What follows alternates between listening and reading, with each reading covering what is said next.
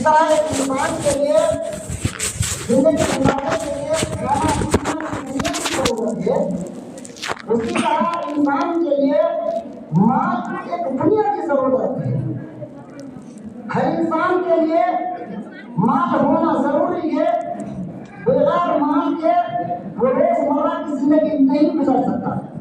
اسی لیے ہر انسان کو چاہیے کہ وہ صحیح طریقے سے حلال مال کمائے، حلال روزی کمائے، جس کے ذریعے سے وہ اپنی معاشی زندگی کو صحیح سلامت گزر سکے اور حلال کمائی میں سے اللہ رب العالمین کے راستے میں خرچ کر سکے، بے عقل لوگوں سے اپنے مال کو بچا کر رکھے، غرباء و مساکین پر اس مال و دولت کو خرچ کرے، مال کو خرچ کر سکے۔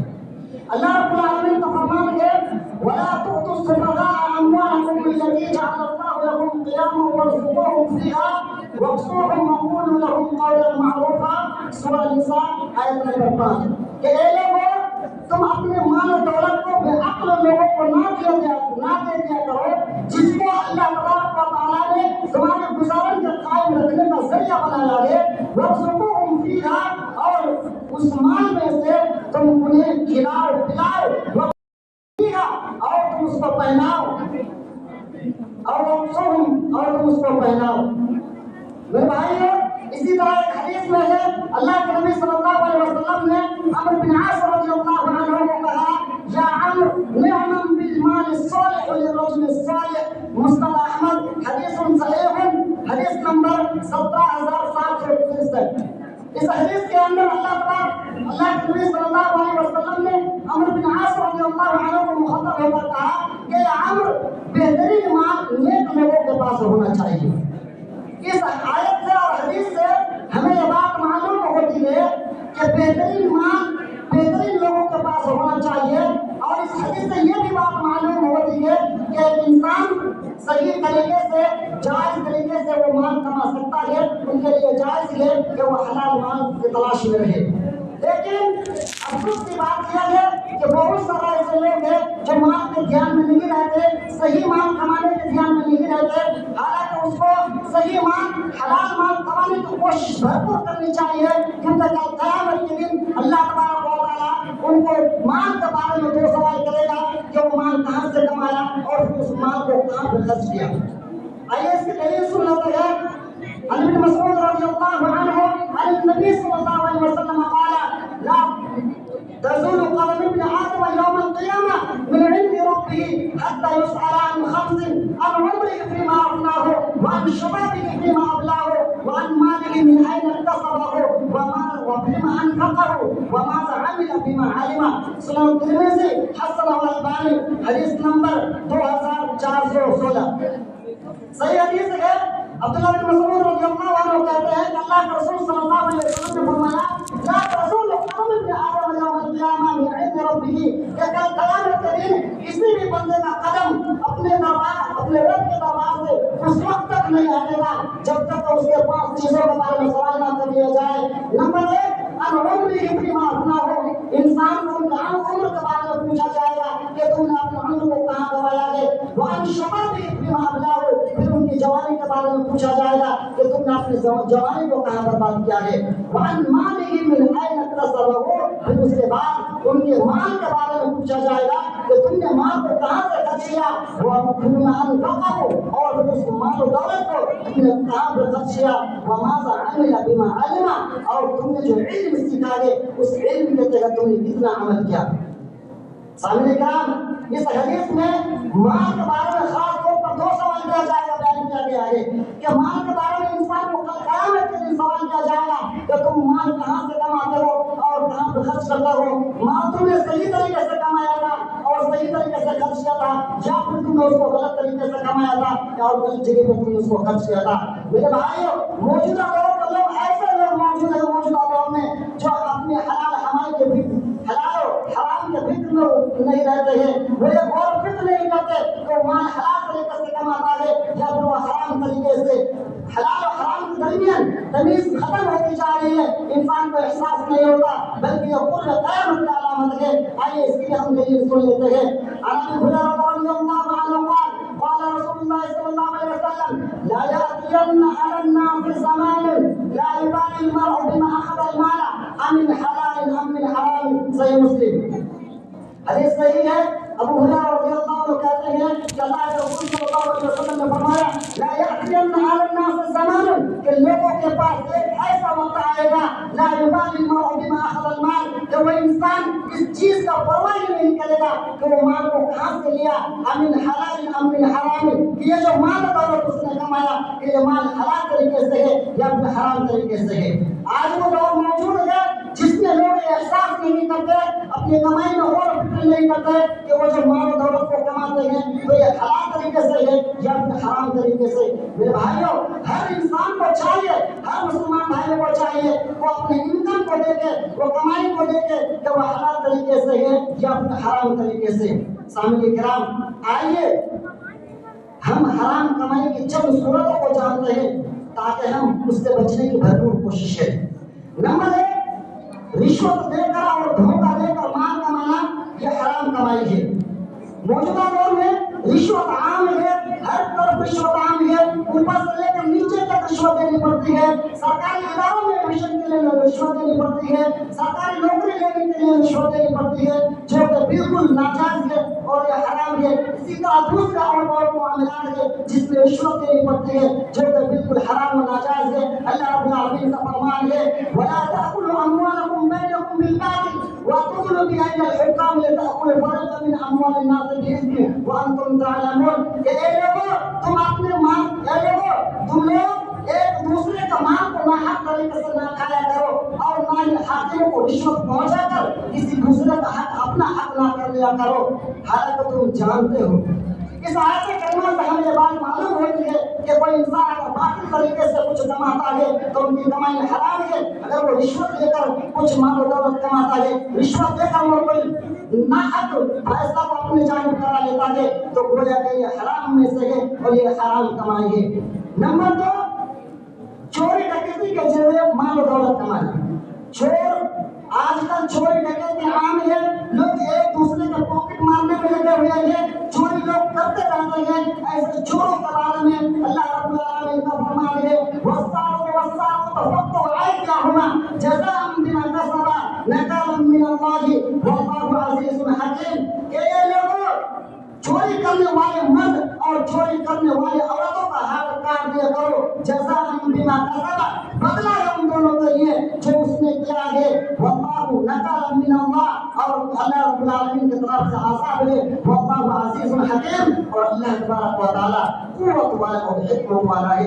سامعین کرام اس آیت کے اندر چوری کرنے والوں کا ہاتھ کاٹنے کا حکم دیا گیا ہے. اس سے یہ بات معلوم ہوتی ہے کہ اگر کوئی انسان چوری کے ذریعے مال و دولت کماتا ہے تو ان کی کمائی حرام کی کمائی ہے. اسی طرح نمبر 3 یتیموں کے مال کو کھا جانا.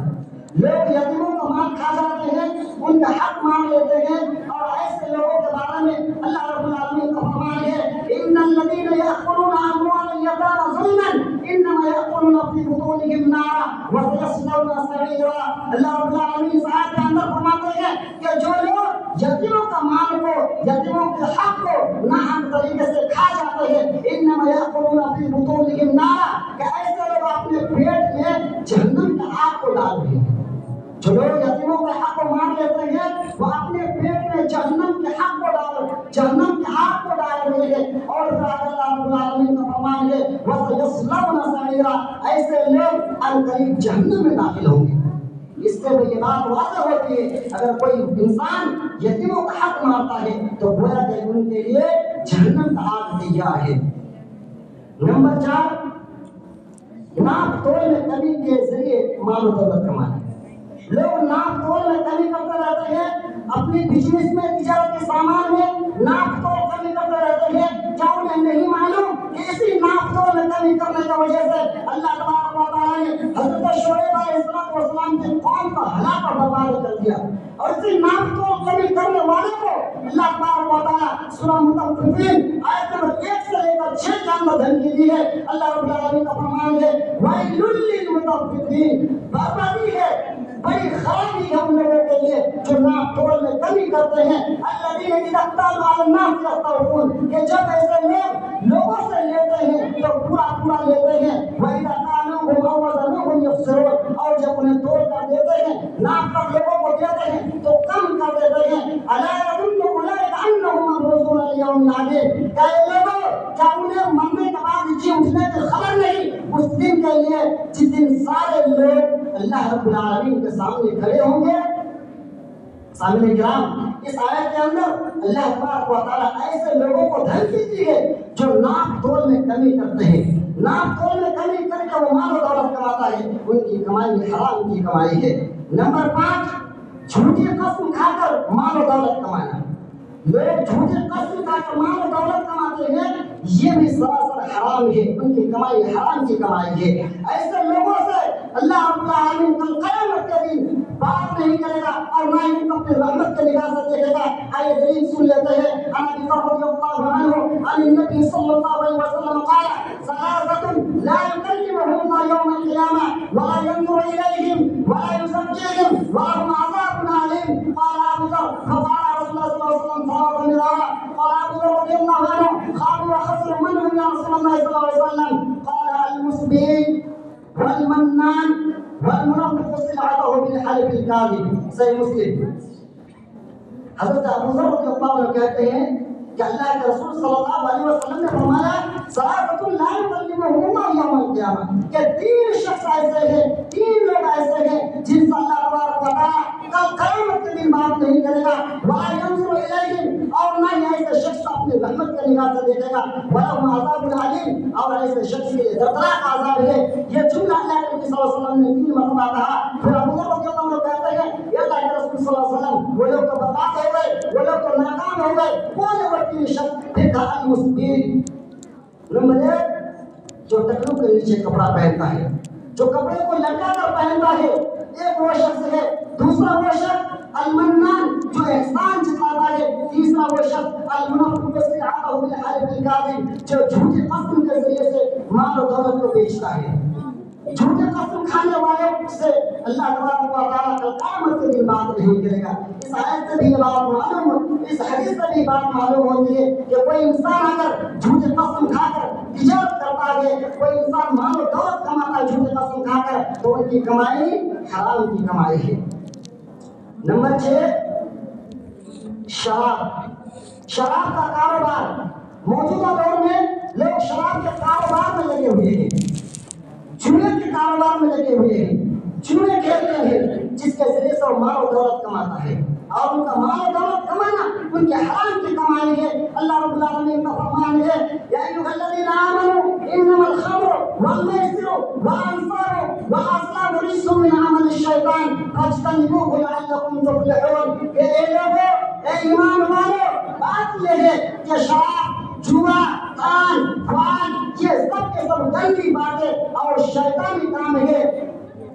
فاجتنبوه لعلکم تفلحون، تم ایسی چیزوں سے بچ کر رہو تاکہ تم کامیاب ہو جاؤ گے۔ اس آیت کے اندر اللہ تبارک و تعالیٰ نے شراب کا ذکر کیا کہ شراب کا اگر کوئی استعمال کرتا ہے تو گویا کہ وہ حرام کام کر رہا ہے۔ شراب استعمال کرنا، ان کا پینا، کھانا، نشہور چیزوں کا استعمال کرنا، یہ حرام کام ہے۔ اس کے اندر نشہ میں بیڑی، سگریٹ، گٹکا، یہ سب چیزیں موجود ہیں، اس کے اندر نشہ پایا جاتا ہے، اس لیے اللہ تبارک و تعالیٰ نے اس کو حرام قرار دیا۔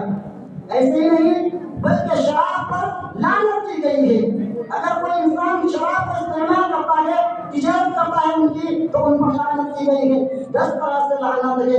آئیے حدیث سن لیتے ہیں۔ عن ابن عمر رضی اللہ عنہ قال قال رسول اللہ صلی اللہ علیہ وسلم لعنت الخمر على اشرف اوجه بعينها وعاصرها ومغتصبها وبائعها ومبتاعها وحاملها والمحمولة إليه وآكل ثمنها وشاربها وساقيها۔ سنن ابن ماجہ، صحیح البانی، حدیث نمبر 3380۔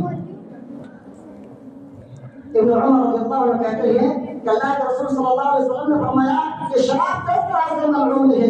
ان میں سے ایک یہ ہے کہ ان کے کھانے والے، کھلانے والے، بیچنے والے اور ان کو بنانے والے سارے لوگوں پر لعنت کی گئی ہے۔ اس لیے میرے بھائیوں، شراب سے بچنا ہے، نشہ والی چیزوں سے ہم کو بھرپور بچنا ہے، ان کی تجارتوں سے ہم کو بچنا ہے۔ اس کے بعد سودی کاروبار۔ موجودہ دور میں لوگ سود میں لگے ہوئے ہیں، چاہے وہ سود بینک کے ذریعے سے ہو یا پھر قرض دے کر کسی کو وصول کیا جائے، یہ حرام ہے، کیونکہ اللہ تبارک و تعالیٰ نے سود کو حرام قرار دیا اور صدقہ و خیرات کو بڑھا دیا، سودی تجارت کو حرام قرار دیا اور حلال تجارت کو حلال قرار دیا۔ اللہ رب العالمین کا فرمان ہے احل اللہ البیع وحرم الربا، سورہ بقرہ آیت نمبر 275، کہ اللہ تبارک و تعالیٰ تجارت کو حلال کیا اور سودی کاروبار کو حرام قرار دیا۔ بلکہ اگر کوئی انسان سودی کاروبار کرتا ہے تو اللہ تبارک و تعالیٰ اس سود کو مٹا دیتا ہے۔ یمحق اللہ الربا ویربی الصدقات، اللہ تبارک و تعالیٰ سود کو برکت کے اعتبار سے مٹا دیتا ہے اور صدقات کو بڑھا دیتا ہے۔ میرے بھائیوں، میں یہی سے اپنی تقریر کو ختم کرتا ہوں۔ آخر میں اللہ تبارک و تعالیٰ سے دعا ہے یا الہ العالمین تو ہم مسلمانوں کو حلال کمانے کی توفیق عطا فرما، حرام کمائی سے بچا، آمین۔ السلام علیکم۔